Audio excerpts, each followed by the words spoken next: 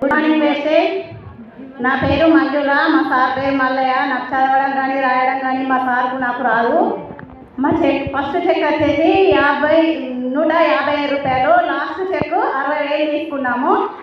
జనవరి 1కు car తీసుకున్నాం, 12 లక్షల బెలన car తీసుకున్నాము. 60,000 జీతం తీసుకుంటున్నాం. ఇప్పుడు జాబ్లు ఏమైతే లేవు. మా బిడ్డ డిగ్రీ చేస్తుంది, నా బిడ్డ 18,000 జీతం తీసుకుంటుంది.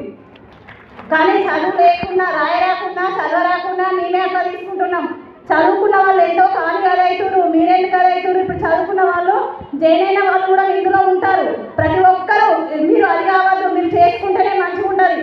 ఒక నెల మనం పంట పండిస్తే ఒక నెల తక్కువ వస్తాయి, పంట మంచిగా వస్తే ఒక నెల ఎక్కువ వస్తాయి. ఇది కూడా అంతే, మనం బిజినెస్ చేస్తే చేయకపోతే కాదు.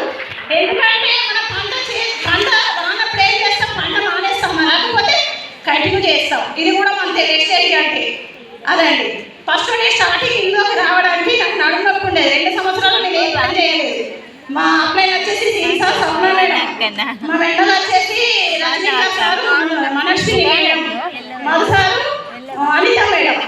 వాళ్ళ సపోర్ట్ వల్లనే నేను ఇంత ఈ లెవెల్లో ఉన్నాను. చదవలేకపోయినానండి. కానీ ఫీల్డ్లోకి వెళ్తే ఎక్కడికైనా నాకు చెప్పేది కూడా చెప్తాను.